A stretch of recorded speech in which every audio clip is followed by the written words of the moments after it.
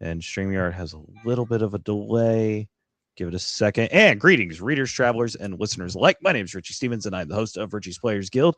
Joining me today as a new, we just kind of set all this up last week and everything. One of two new co-hosts for the RPG podcast, but joining me is Dennis Reads Lit RPGs. Dennis, how are we doing today, sir? What is up, party people? How's it going? Yeah, my name is Dennis. I, love lit RPGs, review, talk about releases, and love, interviewing authors here. Well, hey, it is glad. I'm glad to have you here. It's a great time, and with you and Sam Boyd joining the channel, like I just we have big plans. We're going places. So, but that's not what we're here to discuss about right this second. We're here because we have a very special guest, and joining us today is Aaron Renfroe, author of Apocalypse Breaker, or one of two authors for Apocalypse Breaker. Aaron, how are you doing today? I'm doing good. Good to be with you guys. Good to talk to your fans and talk to you guys. Hey, we are happy to have you here. And, Apocalypse Breaker was a great book that I was able to read last year. And I believe it came out, right before Lit RPG Con? Or like the physical, but the audiobook was a little bit delayed, if I remember correctly. Correct. It came out, I think, a couple of weeks before Lit RPG Con. I was working on, I think, 2 at the time. So yeah, it was real close. I'm looking on Audible right now because I just finished my re-listen. It came out August 14th for the audiobook. And I remember I was saving the credit I had for my birthday a week prior for that book specifically, because I was like, this cover is awesome. Well, thank you. And you always say, hey, don't judge a book by its cover. You can judge this book by its cover, and it's going to be a damn good time. Lingar does a really good job. So the artist we hired for that was Lingar. And what's funny is, like, I have the cover behind me. I had him do, because we didn't know the powers the main character was going to have. He did 6 variants of that cover, and he gave me the PSDs so I could change the colors and the loadout. Yeah, I saw your video that you showed out the different weapons and different abilities that the person can have on the cover. That's awesome. So we had it on Discord. People could vote or roll and pick out what he got. So his build for the first 2 books was totally dedicated by fan responses. That's awesome. That's amazing. No, wow. I didn't realize that the book, you've been knocking out books very quickly. I didn't realize that the first one came out so recently, comparatively, I guess. It's a year, right? It's about a year. We're coming up, but I mean, you're on book 4 now, right? Yep. And book 3 just came out last week? 2 weeks ago? No, book 3 came out several months ago. It was November, I think. Well, has it really been that long? It's been a weird month for me with moving, from Indiana down to Texas and everything. So I'm just trying.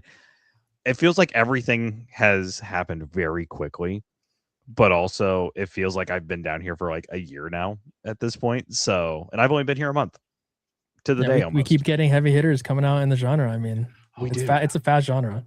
The genre is ever expanding, and that's one thing I love about the genre is how much it does expand.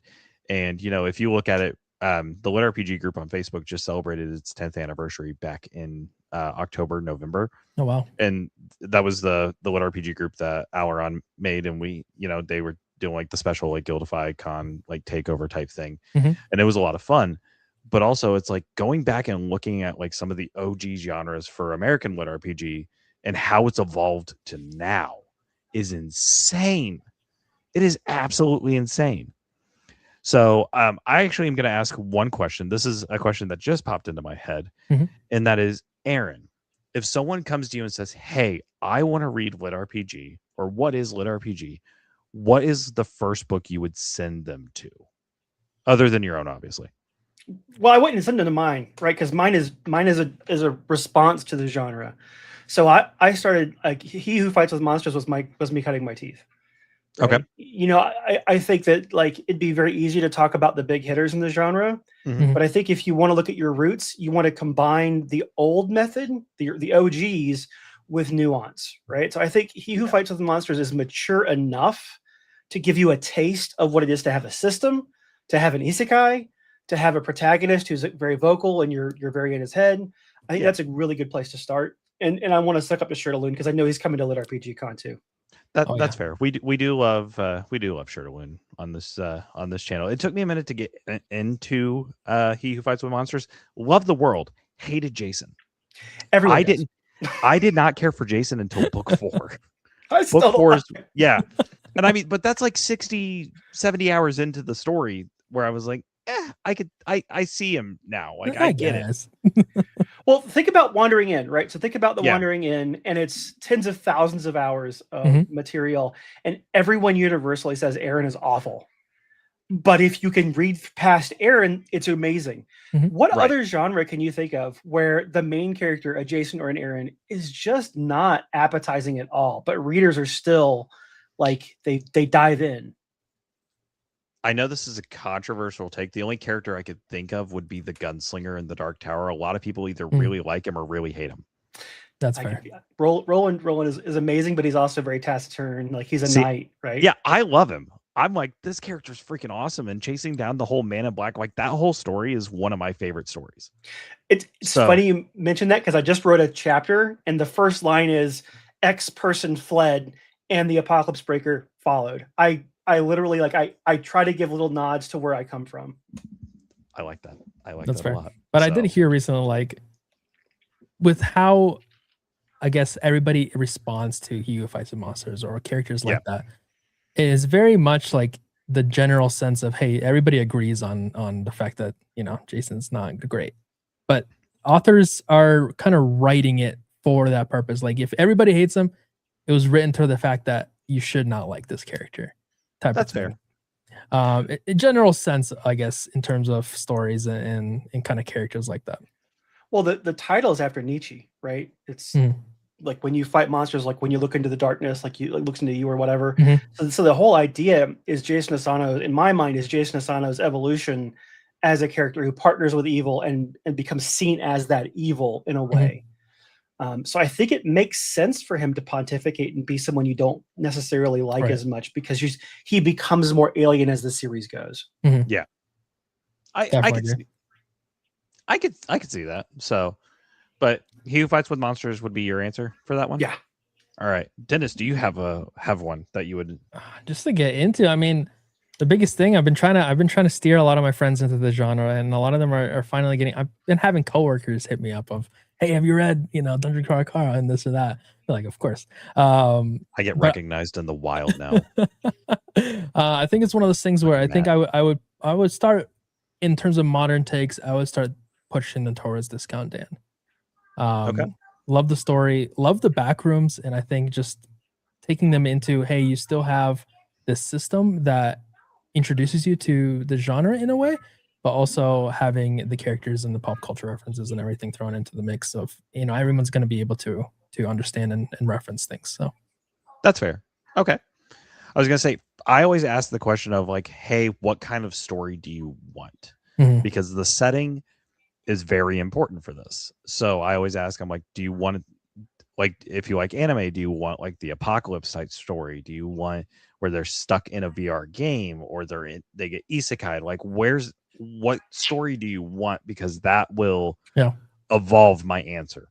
Objectively, as much as I love the series, I say Dungeon Crawler Carl is the worst one to start with. And I get flack for it because, oh my God, Dungeon Crawler Carl is the greatest thing ever.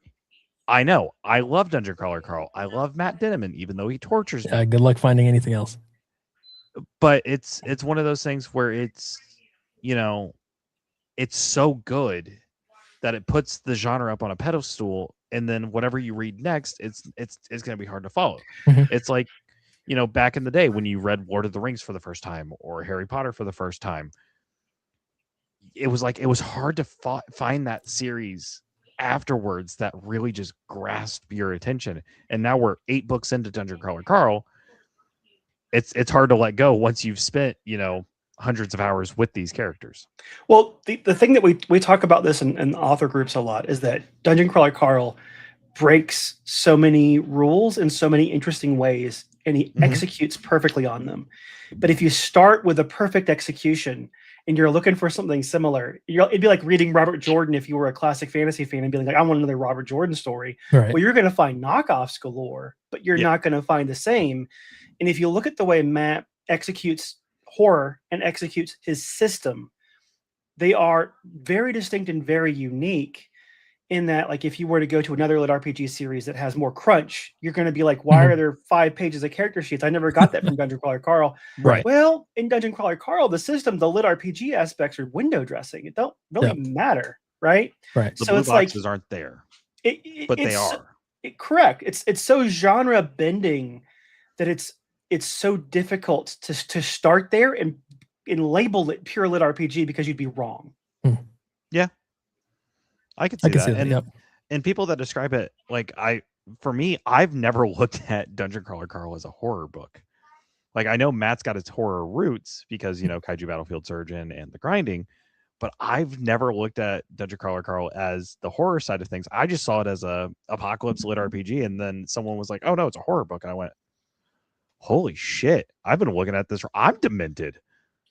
It's his voice. So if you read him and read Joe Abercrombie, both authors write really grim, dark things, but their authorial voice, the way they communicate, is brilliant because it makes it the horror less horrible. Yeah, that's fair. That's fair. I've only done one Joe Abercrombie book, and that is The Devils. That's the only one of his books that I've done, and I was like, the dark one. It's good. It's dark, but it was a good time. I had a really good time reading it, and then I was like, what the hell did I just read? And I needed a palate cleanser. That's fair. It's so here's what's funny is Joe Abercrombie is the voice that I used to aspire to. And what I discovered is that lit RPG audiences did not like that at all. Like, I would get too gritty and too grim and too realistic and too grounded, and they'd be like, Aaron, take your foot off.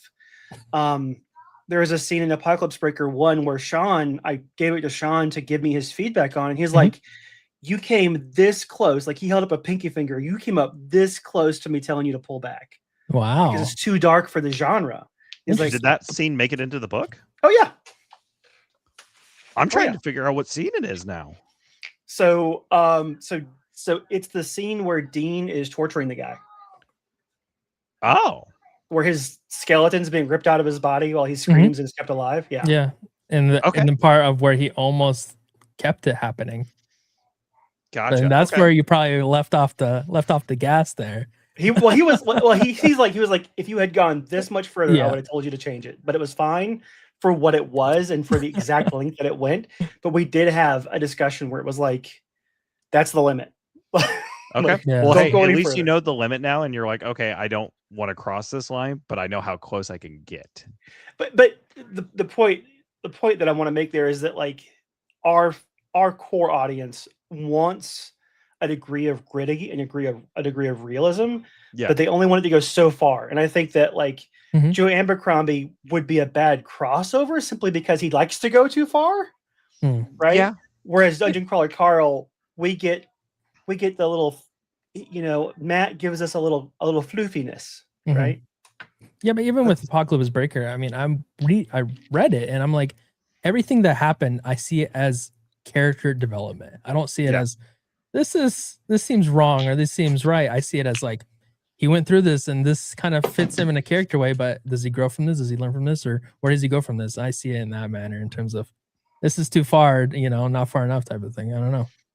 That was the goal. That's the goal. That's how I write. That's one thing I love about the genre is, like, it is sometimes in some books it's just pure crunch. There's not a lot of character development, but it's just, the stat sheets are there. How's he gonna just level up his fireball to max rank and just annihilate everything in go God mode? Right. But there are the ones that, like, you actually do get the actual character development, and he's not the same character that we meet on page 1 where he's, just this normal guy who has his issues. All right. He becomes, a freaking OP son of a gun, and I don't know, he still has his issues. He still has his issues, but it helps with his growth. It actually makes him feel more like a human than just a character on a page. Right.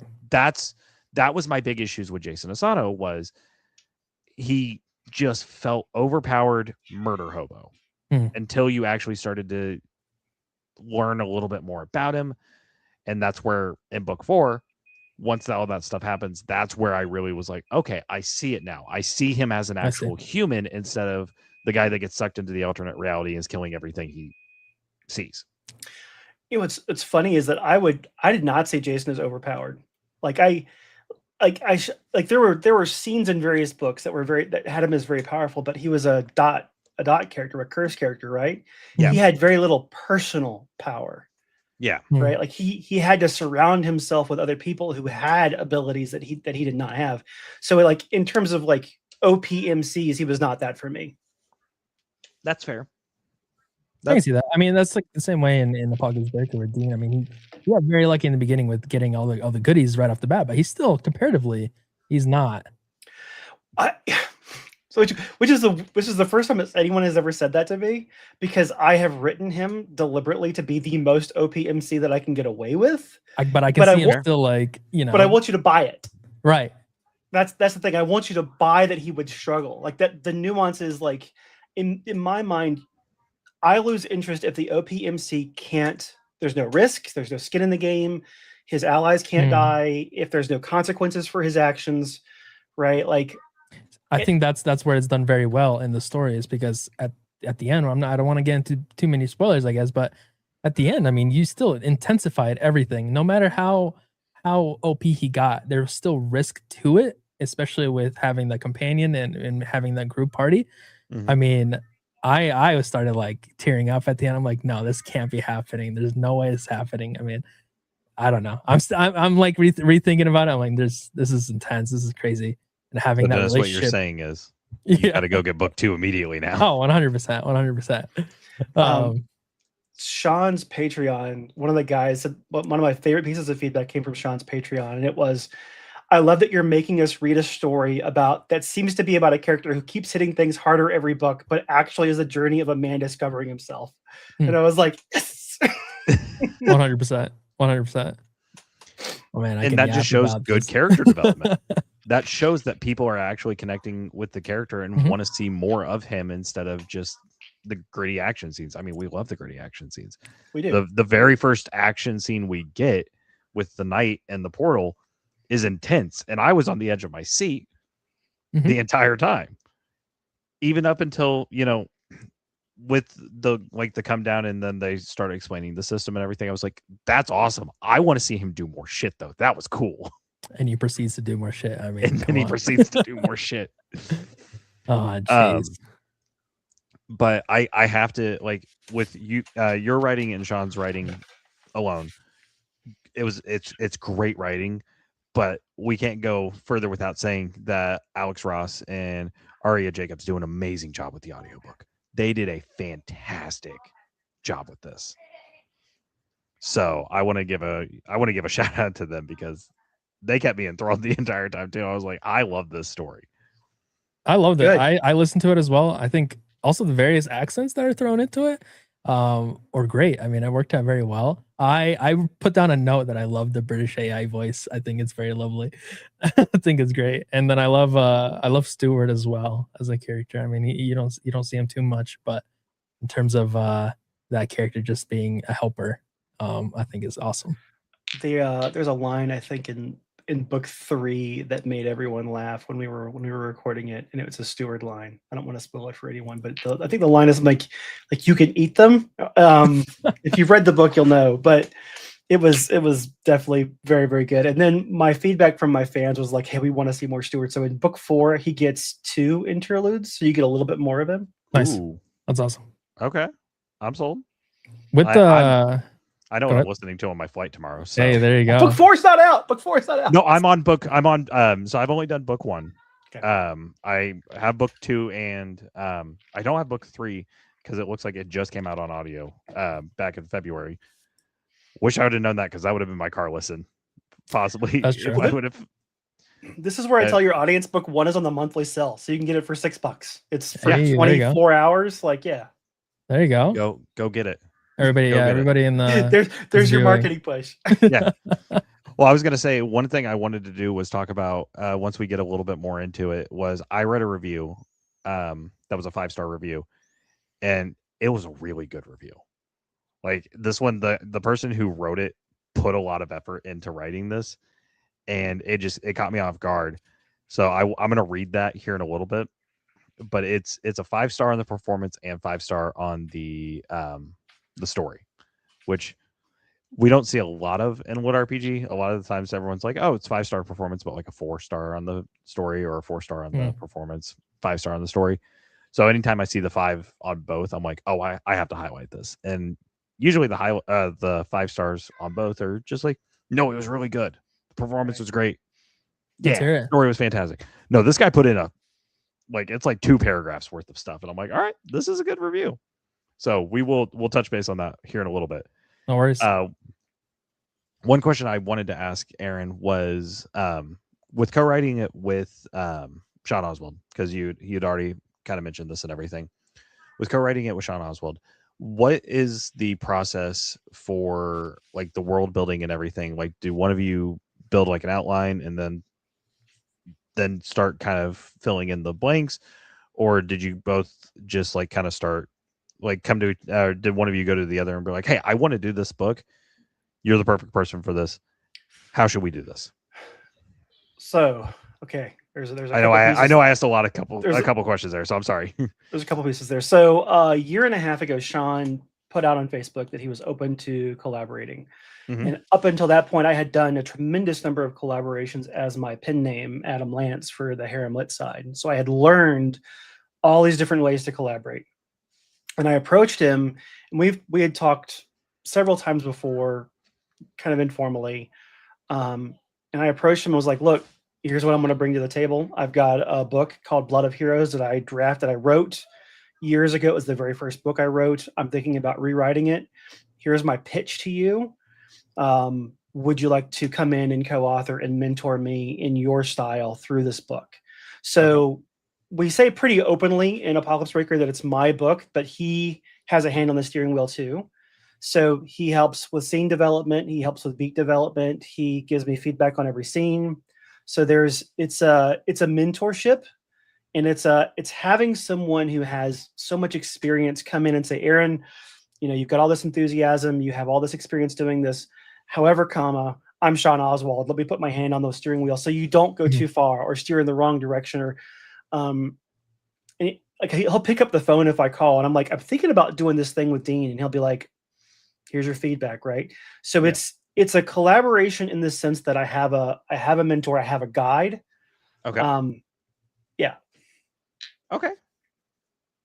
That's a good way of looking at it.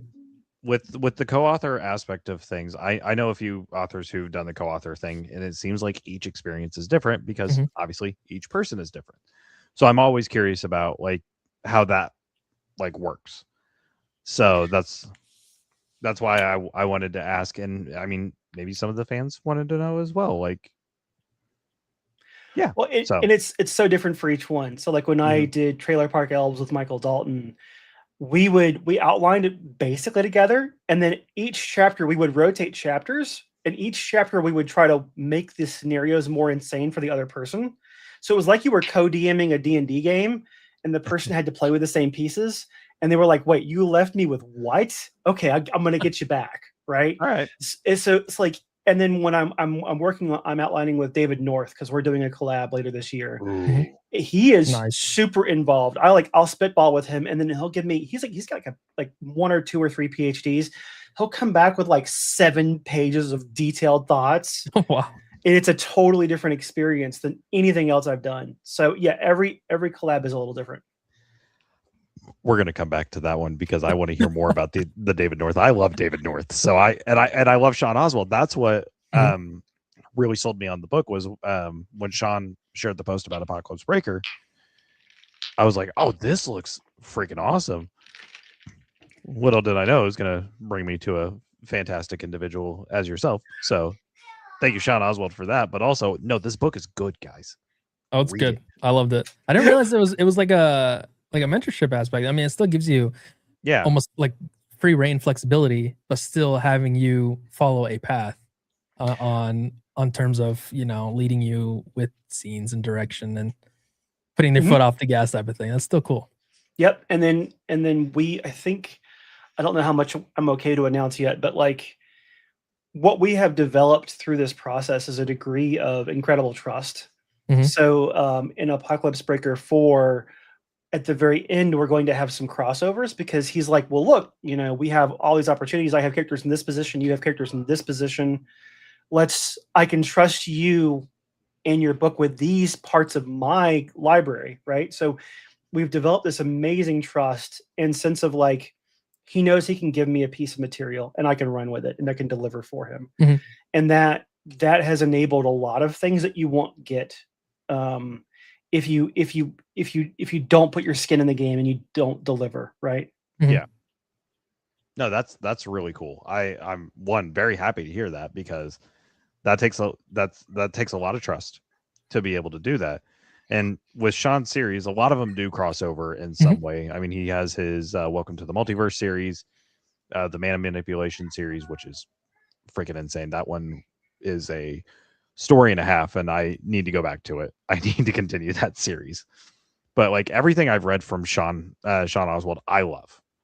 So I was like, as soon as I saw this, I was like, this is an instant buy for me. And I needed my Apocalypse story. I've been on a little dry kick for Apocalypse, and I needed a good one, and this brought me back. I was like, yep, this is it. So I just did my second listen. I think technically it's pre-Apocalypse, right? But it's in there. It's there. It's there, and I mean, he breaks them exactly. It is he prevents them in terms of breaking. Yeah, I get it. But the way like you guys have designed like the system and everything, and like the whole concept of the system, I'm like, this is cool. This is really cool. I need to know where this goes. So I know what I'm listening to on my flight back to Indiana tomorrow, and that's going to be Apocalypse Breaker Book 2. Hope you enjoy it. And that kind of leads into, I mean, with how the system is built and how there's so much going on.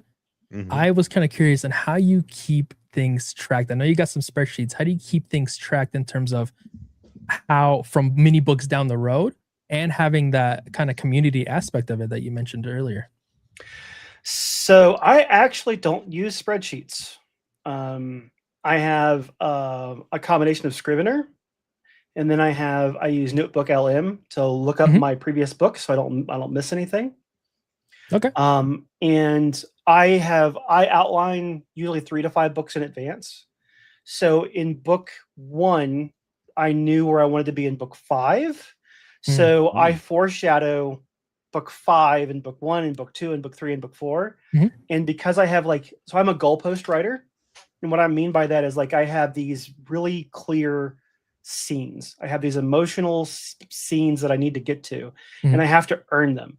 So I backtrack from those scenes, however many books I have to. So you'll see Dean get like a really random power that it makes sense in the scenario. Like he gets whatever, like some astral touch. He can touch things that he can't see, right?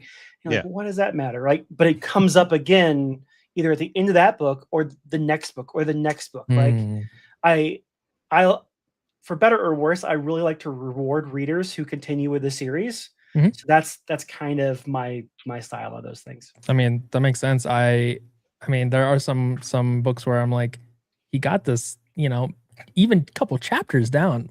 Are we gonna ever see this again? I mean, you got a random item. Is it just gonna stay in the inventory, or a random skill? Is it never gonna be used, type of thing? This is where I shout my alphas and betas. I have my alpha and beta team. One of my betas, Matthias, he was helping. He's part of the process of AB4, and he's like, wait, you forgot these 2 things in Dean's inventory. You need to make sure he uses those. And I was like, oh, that's great. Thank you so much. I just to rewrite the whole thing. That's awesome. I'm so thankful for this. Yeah, that makes sense. No, I mean, I saw your video, the TikTok of when you're writing for the book 4 and how it has kind of a tower defense aspect of it. And so I thought I saw a spreadsheet, and then maybe that's where I got confused on that. But in terms of like what people are able to buy and how many credits things cost, and so I did see that.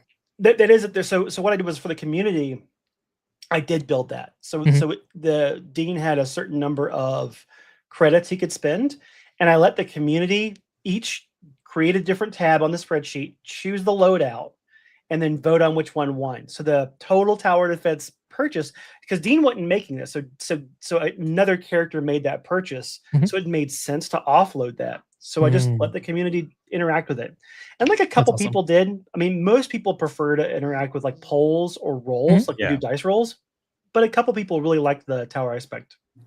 And does that community aspect of it kind of change what you write, or is it almost filler and helpful in terms of, like you said, you have the scenes already in your head, so you're gonna get there no matter what? Is what the community chooses change that? Oh yeah, wait, it doesn't change the milestone scenes, but it can change everything that gets to them. It can change how those scenes evolve, and it can change what happens afterwards.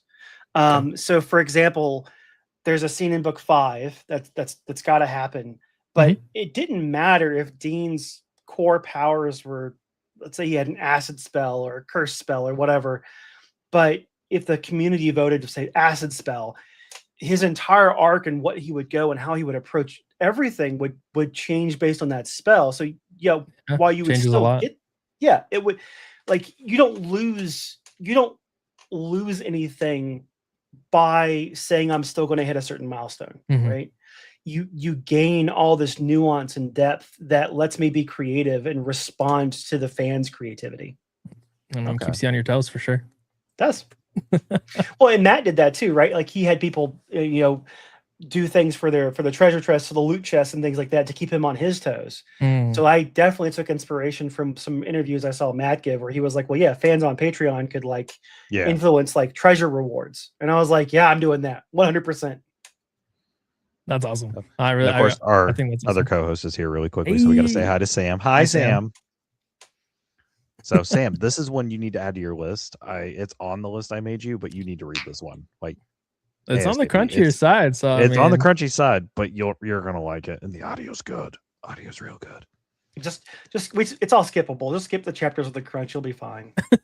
I mean, you do it very well in terms of changing up where character sheets are and the updates and the I guess the fighting results, right? I mean, you did that deliberately to make sure that, hey, everybody can enjoy it no matter if they like it or not.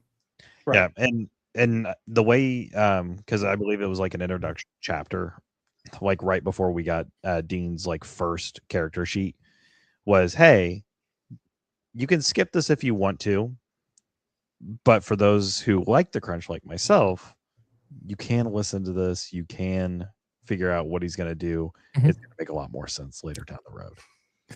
I think the stat sheets are important, and some people like, that's a debate I see on Facebook all the time, is like, we don't need the character sheets, I was like, then what's the point of lit RPG? At that point, it's just progression fantasy, correct? Right. I come to lit RPG for the stats. I like the blue boxes, I like the prompts. That's one thing I absolutely I want to know, because like for me, in some games I'm a min-maxer. So I'm like, I will do everything I can to become overpowered. Like I'll throw out Diablo 3, for example. I know it's a lot of people, it's love or hate. But for me, like, give me the monk build where I can have the 7 different mantras and my different clones. Give me the water clones and then just walk onto the field and everything dies. I'm like, yeah, that's me. That's my kind of gaming right there, because I want to build that set. Right. So for me, I'm a simulationist. I say this in my books all the time. Like my characters say this on my behalf. It's like, I'm a simulationist. I read it was something called like Guardians of the Flame years and years and years ago. And in it, these characters are isekai'd over to this fantasy world, and they're trying to get their footing, and a mage is like, wait, what if I cast a containment spell on this tube, and then I superheat the water, and I do these various mechanical things using spells, and then we get a gun, right? But we get kind of a steam-powered gun, right? And that one scene changed everything about how, like, between that and Stephen Donaldson, it changed everything about how I approach my fantasy, because I want to simulate. Like, I want people to read a power and go, wait. Like, I'm gonna, a small spoiler. So in book 3, Dean gets a power that Sean was big about. It was based on his crystal core abilities in another series. and Dean gets the ability to project some bone growths, right? Oh. And it's so easy to be like, okay, he's Wolverine coded or he's whatever coded. But then, like in book 4, again, small spoiler, one of the characters looks at Dean and says, wait, this is changing the literal shape of your body when you do this. How does this affect your organs? How does this affect your body's, your skin? Like, what is actually happening? And it leads down an entire road where it's like, wait, like, let's not just hand wave every single ability away as magic. Let's look at the consequences of this interaction. I love that. That's really interesting. I like that. I mean, you can practically make up anything and everything, but it still has to be reasonable in terms of what you add together. But I don't know, that's very interesting. And I mean, so all right, now, so I normally save this question for the end, but now, like, with hearing the simulationist aspect of your mindset, Aaron, I gotta ask, you're transported into a new world. You get to pick your race and class. What do you pick? You know nothing of the world beforehand. You just get to pick your race and class. So we'll just say, for example, now we'll give a fantasy setting. What would your race and class be? Like for me, I'm always a dwarf paladin. That's always been like my go-to class ever since World of Warcraft. So I got to know for you. You're asking a guy who's like has a 2,000 page world Bible of a custom world and custom classes, what he would make in a standard game, and you're not going to get a good answer. Because the thing is like if you say 3.5 D&D, okay, cool, right? Like we can talk about that. You know, they had these the psionics always break everything, right? Go psionics, right? If you want a power game, because then no one has any defenses against your psionics, right? So just be, you know, a generic human with extra feats and extra powers and just go psionics and just melt everyone's mind. Okay. I will say that like my door to lit RPG before lit RPG was, again, I have a 2,000 page world Bible back when I was a super nerd. I have hundreds of custom classes and races for worlds that I built that I'm going to be writing about in the future. So if I was teleported to a fantasy world, I'd play something that I invented years ago when I was a little baby nerd. Okay. Do you want to give an example of one of the things you built, or do you want to hold off and save those for the books? You got it. I'm a power gamer, guys. Just imagine a power gamer, because like, okay, so like think red mages, right? Like everyone loves a red mage. You get your power from the monsters, right? So and you'll see this in all of my writing, is that I want characters whose abilities reflect the things they overcome. A static power set has no interest to me. Like going in as a fighter and sorting things, going in as a mage and spelling things, right? You're casting fireball over and over again. I love a character that every level or every other level gets to make a meaningful decision based on what they have been fighting. Fair enough. That is a good. I will accept that as an answer, because that is still really that's fair. cool. And I'm curious, I love the way your brain works, and I want to pick it. That's the thing is, with everything you just said, do you play PoE at all? Path of Exile? Yeah. I have put a couple 100 hours into Path of Exile. I put in way too many hours, and I mean that experimental aspect of it kind of plays very, very heavily into that game. So I figured you'd enjoy that. I need to put more time into 2. I've been neglecting it, and I feel horrible. I will say that Path of Exile is potentially inspiring a series that I'll be writing in a couple of years or a year and a half, because I'm thinking about the idea of slotting in powers, and then you get different modifiers to each power that you earn through trial and combat. Yeah. And those slot in, so it's less of a static stat system. That's PoE. It moves towards more of the Brandon Sanderson type of thing. I remember going into RPG Con last year, and I also asked that question. I think it was like in a random author signing line. I looked to my right. I'm like, do you happen to know like any book that's like PoE, like very heavily inspired? And they're like, no, not really. I'm like, oh, man, I've only found one that is roughly like that, and it's more Diablo than it is PoE, but it's a harem lit, but it's a Paladin of the Sword, and I got it recommended to me because the narrator a good friend of mine, Miss Jessica Threet. So I was like, yep, nope, automatic buy. I love Jess way too much, so I'm gonna pick this up immediately. She's amazing. She is the most wholesome human being I know, and a real life Disney princess, and I will die on that hill. I agree. Yeah. Before we move on in terms of lit RPG con and kind of the genre in general, do you have any more questions about the book, Richey? Yeah, actually, I have one. This will go into the spoiler territory a little bit. Just kind of giving me a not necessarily a huge spoiler, but kind of ready to brace myself because I like emotional aspect. I like the gut-wrenching decisions being made. Aaron, are you gonna rip my heart out at any point in the series from between book 2 and book 4? Am I gonna cry a lot?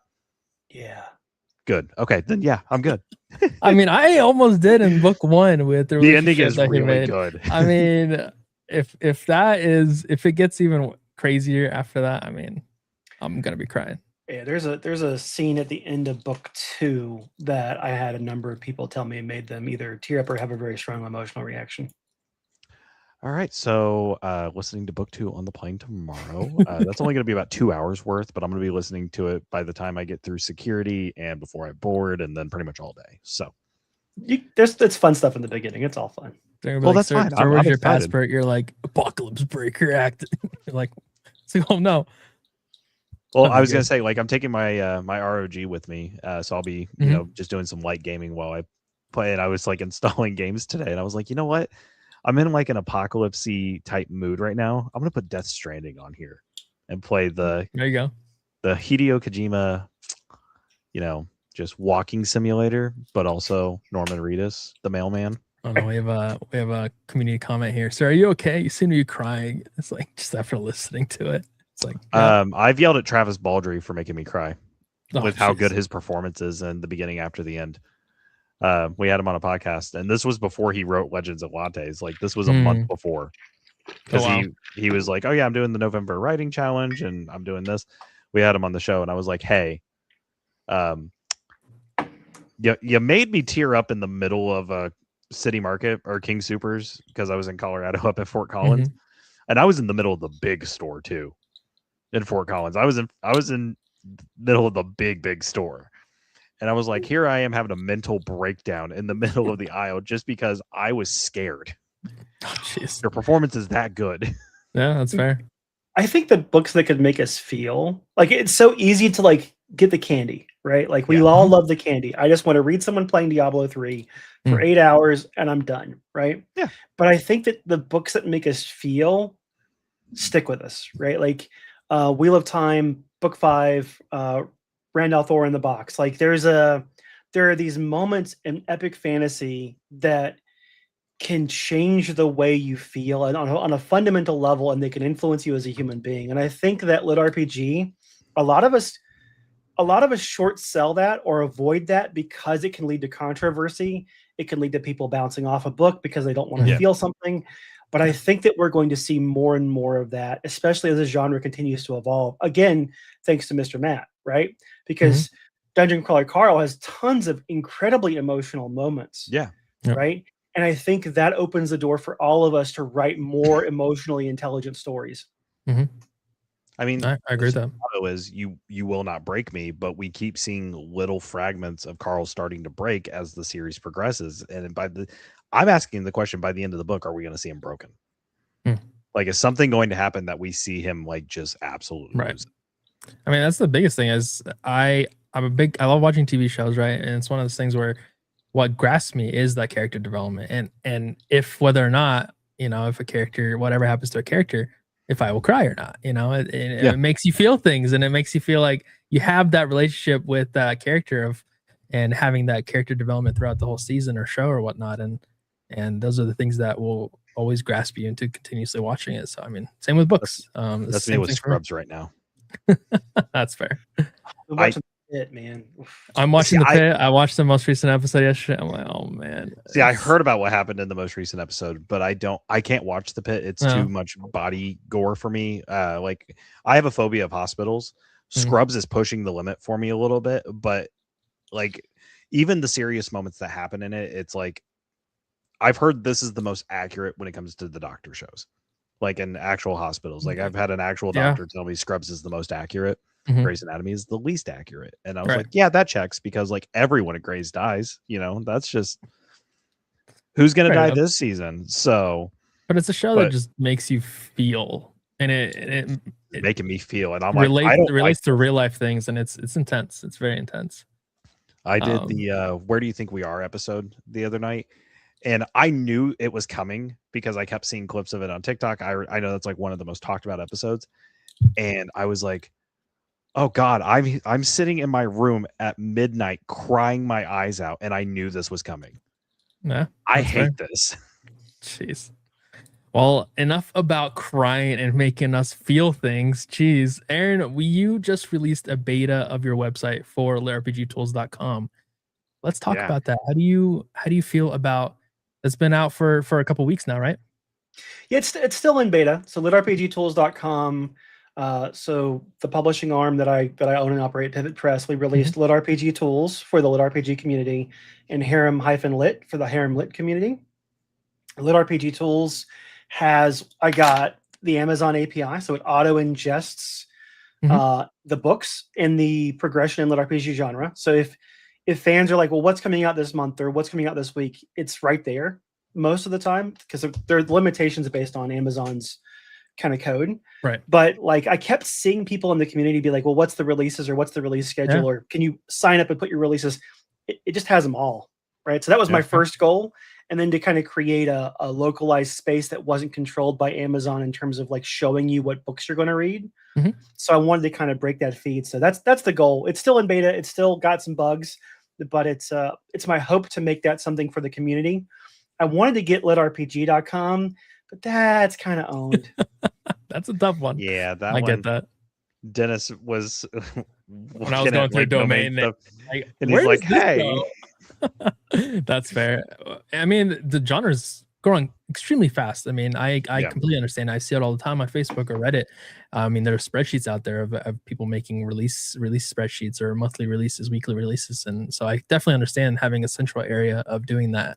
But your website also does a little bit more. I see kind of like an author section, an author area into that. You want to elaborate on that? So you got me pulling it up because like I want to make sure I don't talk about tools that are in the wrong place, because I've got, like I said, I've got 2 sites that do this, and each one is catering to a bit of a different market. So obviously we've got the, hold up, light. There we go.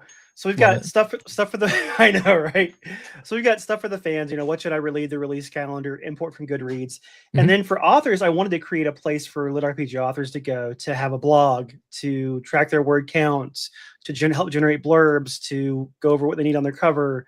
I wanted to give them more a place because it was called Lit RPG Tools. I was like, it's got to have some tools for authors, right?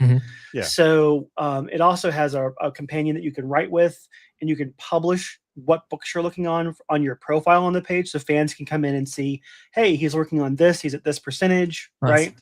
So I wanted to create more of an interactive community space, again, in beta. So it's one of those things where we need people to come in and test it.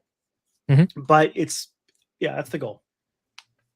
That's awesome. I mean, I've been on there, I've seen all the tools, everything is smooth, everything works well, and I think the biggest, like you said, aspect of it is that upcoming release and having that calendar and having kind of a central area for everybody to come in and check everything out for the genre. I mean, it's ever growing, it's huge, it's getting bigger. So we've got the community stuff. So we've got a forum, we've got reading clubs I just introduced yesterday.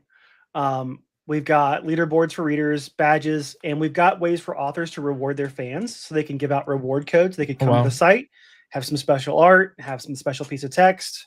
Right. So I'm trying to figure out what's going to be sticky for the community. The incentivizing of coming back to the website. Yeah. There's a bit of a shotgun. Yeah. There's a bit of a shotgun. But once I figure out what people actually care about, we'll either specialize or we'll narrow things down. But 100%, right? Like what can we do to get away from Discord and Facebook and give people a central location to discuss Lit RPG? That's the goal. You want to transition more into a social aspect of it as well? It's got to be. Okay. It's got to be. That's right. Like, that's understandable. I think it's great. Real quick, you're gonna find this funny, Aaron. I just did a Find My Next Read, and the recommendation I got was Apocalypse Breaker 2. That's awesome. So I'm like, you know what? There seems to be a little bit of bias on the site. I don't know about that. That's a little sus.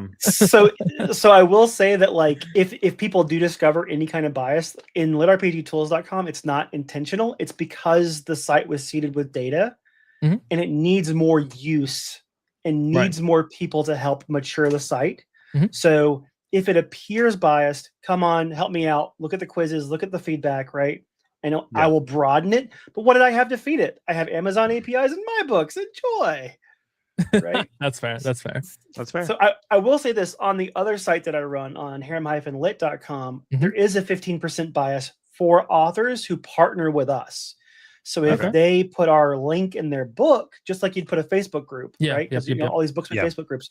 If you put our link in your book, we give you a 15% bump on your viewability, on your discoverability. Interesting. Right? I guarantee litrpgtools.com, once we're out of beta, we'll do this too. Authors who you promote the site, you promote the community, you're going to get higher discoverability. I don't hide my bias. People who support the community get the bump. Yeah, makes sense. You know? And I mean, if it's one, helping the genre, helping the community itself, because Lit RPG is already one of the best, if not the best communities I've ever been a part of.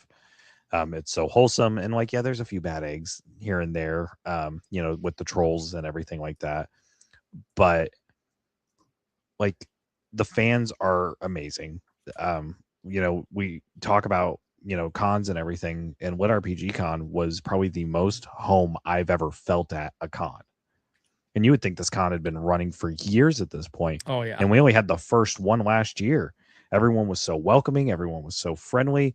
And it's like, you know, I have a lot of relationships with a lot of the authors and like the industry professionals, because I've been doing, you know, the podcast for 5 years. And now with this being a new show, it's, you know, just kind of rebuilding, but also like some of that's carried over from Chat and Stats.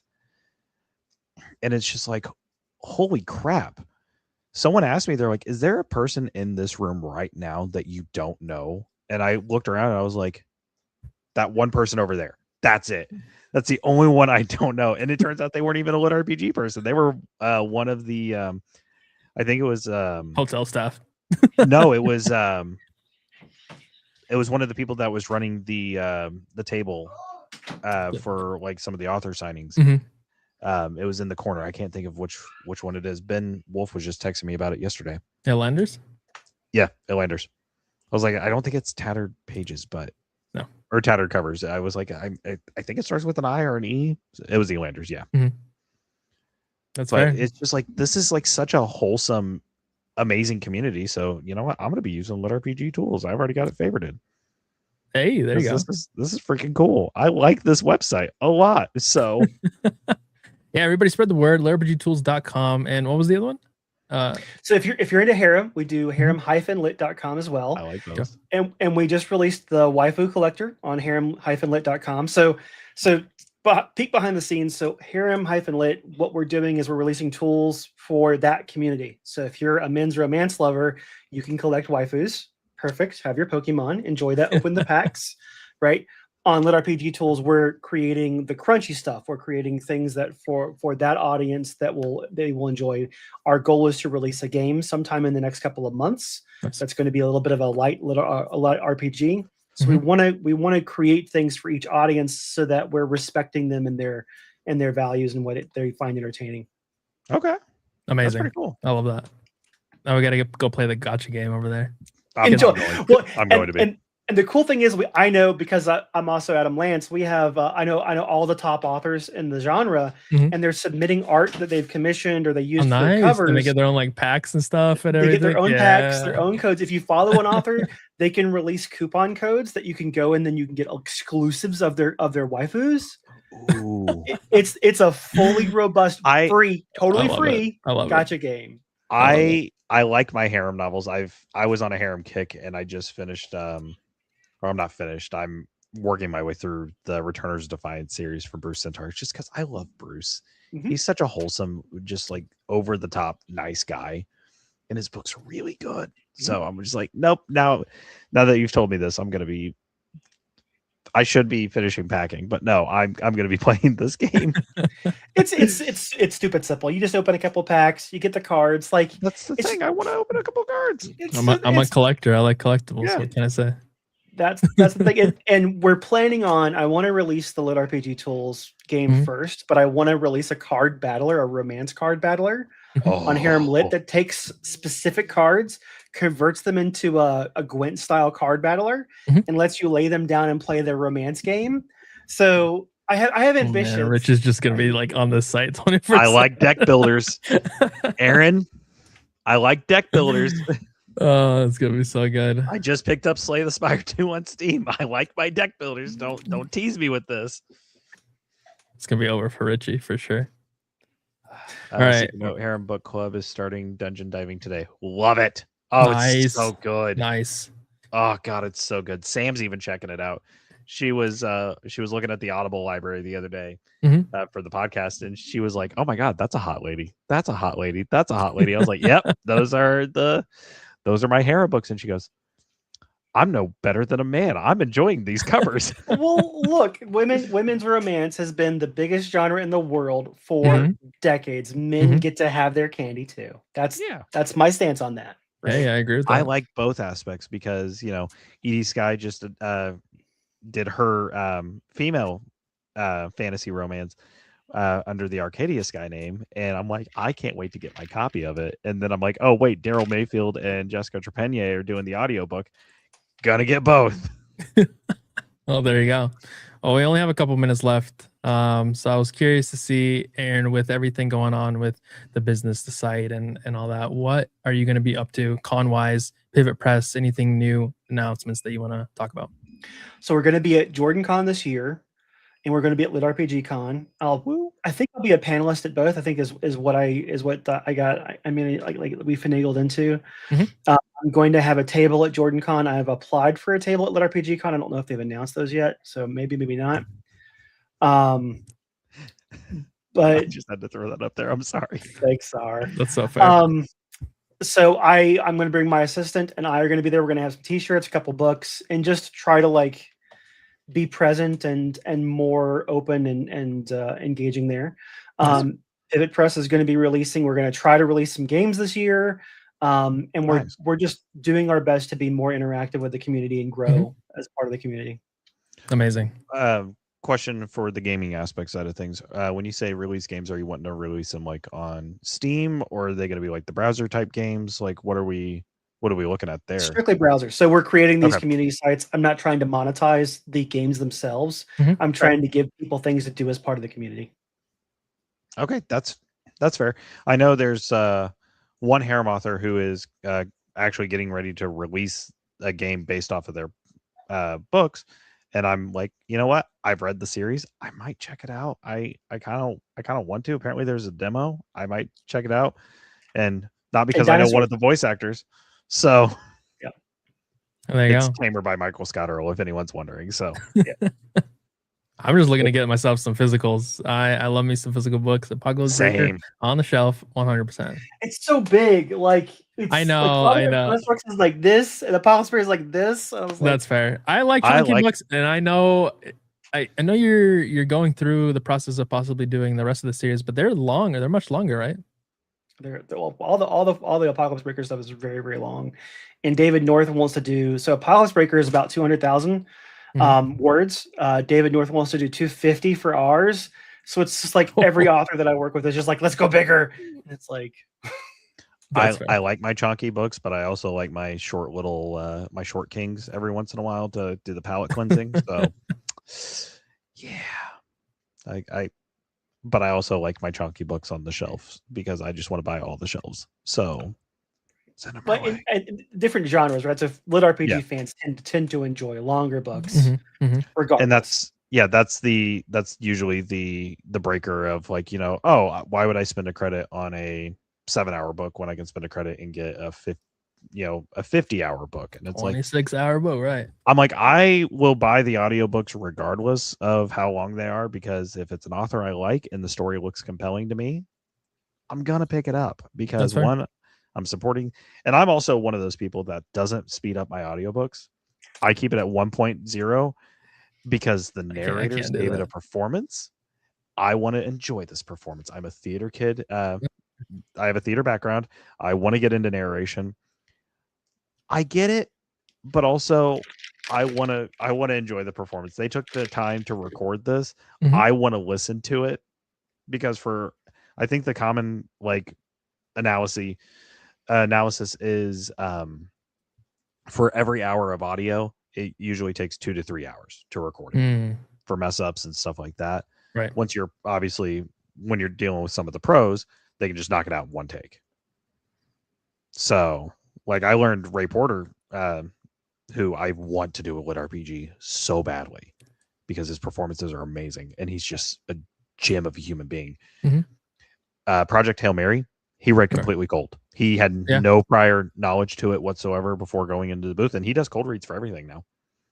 Wow. So what the character was feeling, that's what he was feeling in that moment. I'm like, that is really cool, but I have to prep. I'm dyslexic. I got to prep for that. So Aria, when she reads any of our books, we give her color coded. Like everything is color coded. Everything has a note. Every character has their accent and intonation, emotional place. That's all mapped out. Right. So like that's, we want to maximize her ability to connect with the material. Yeah. So someone who could just read something cold like that, that's a gift. It's fair. Insane. So, but yeah. But we are our hour mark. We're actually a little over, so we're gonna start wrapping up here. We got you're coming to Lit RPG Con and Jordan Con. Are there any other events that you want to give a shout out to that you'll be attending this year, not as a guest or panelist, but just ones you're going to for fun? Or I didn't know if so. I was gonna say I don't have anything else other than I'm going to Lit RPG Con and as a panelist this year, both Dennis and I. Let's go. And then I'll be attending Jordan Con as well.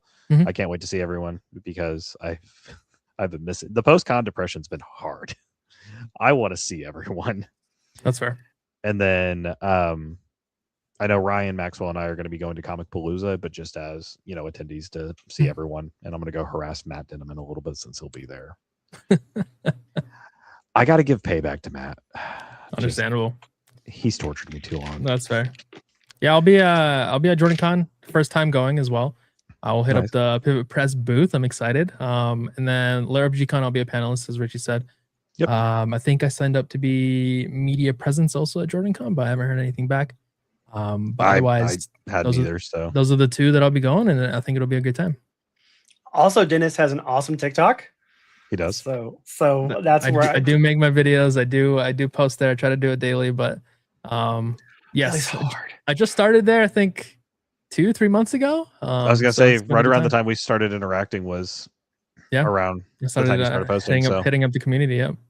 I need to post more. I'm bad at it. I get over analytical and I can't figure out what I want to talk about. And I'm like, I have all these books surrounding me. I just need to pick one and talk about it. That's fair. That's what I have to do. So, but hey, this is our last segment of the episode, and it's called "Hey, what you been reading?" So it's just a way for us to highlight books in the genre other than the one we obviously talked about today, which that one's been on my list. I'm sure that one's on Dennis's list because we both just finished it the other day. So, but Aaron, we'll start with you. What you been reading recently? Non-genre. I read the newest Dresden book. So Dresden Files. Okay. 18, I think. 12 months, right? I think is what's called. Yes, 12 months. Nice. The aftermath of some big arcs. I love Jim Butcher for his. I heard it's a rough read in terms of emotions.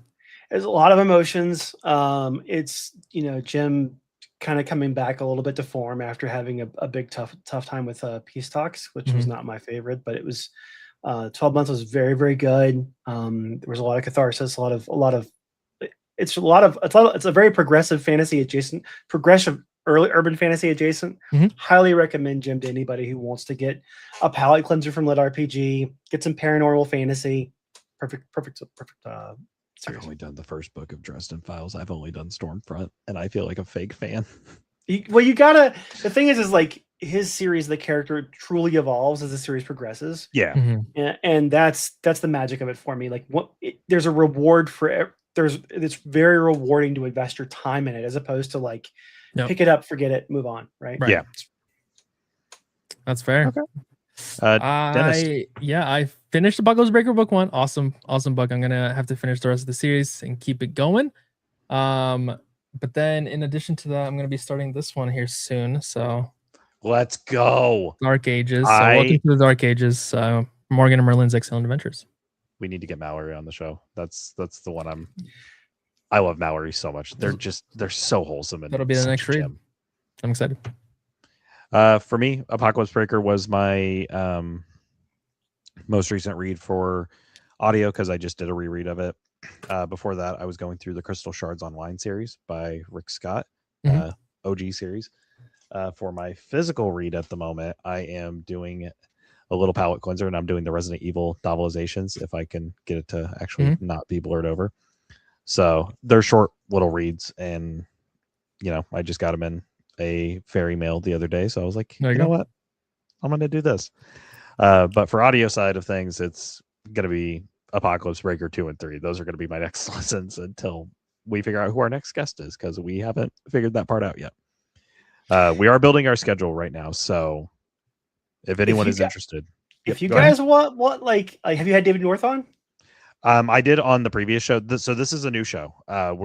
This is only our 3rd episode, and it was on a little bit of a hiatus because I was moving from Indiana down to Texas, and we were just trying to get everything situated. And then I brought Sam and Dennis on, so we're kind of all doing like making sure we've read everything, because I've obviously read a little bit more than what Sam has read, and also Dennis, because Dennis, you're kind of newer to the genre, aren't you?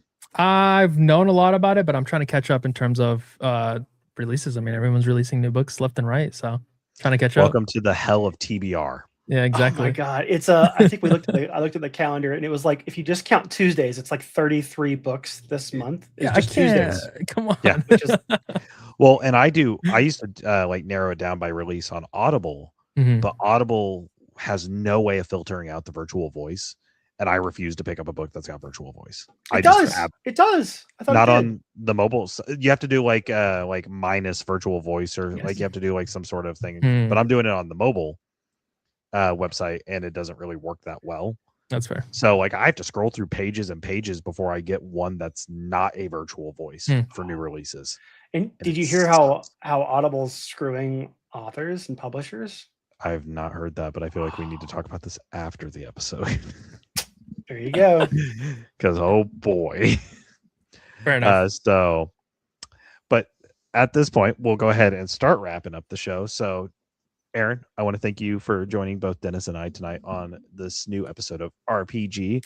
For any of our viewers who are watching this after the life has ended, please check out Apocalypse Breaker if you haven't. Hopefully our conversation enthralls you to go and check it out. It's a good book. It is a fantastic book, and you are going to love the main character. You're going to love the system. It works for both the crunchy and non-crunchy side. I will not call it creamy like people do. I hate that terminology so much. I refuse to. That's so good. But if you're not following Aaron on his social medias, do it. Keep up to date with them. They are a fantastic writer. I was enthralled with this book. I didn't even know that you were Adam Lance until today. So that's interesting for me, because I have a few of your books in my Audible library. So and we didn't even talk about that. The creamy side is when it's harem lit. Okay. Yeah, when it's harem lit RPG, it's creamy. That's Aaron, appreciate your time. Really, everybody go check out Pivot Press, litrpgtools.com, haremlit.com. And everybody just go follow Aaron. He's a great person. And be sure, if you're not following us yet on TikTok, follow Dennis Lit RPGs on TikTok, and over on my page at Rich Dolphus, we'll be posting schedules and stuff like that for new episodes. And if you're not already subscribed to us here on YouTube, what are you doing? Hit that subscribe button. We'd love to give us some feedback. We'd love to hear about it. So, but Aaron, once again, thank you so much. And to everyone watching, I hope you have an amazing night, and we'll see you next time.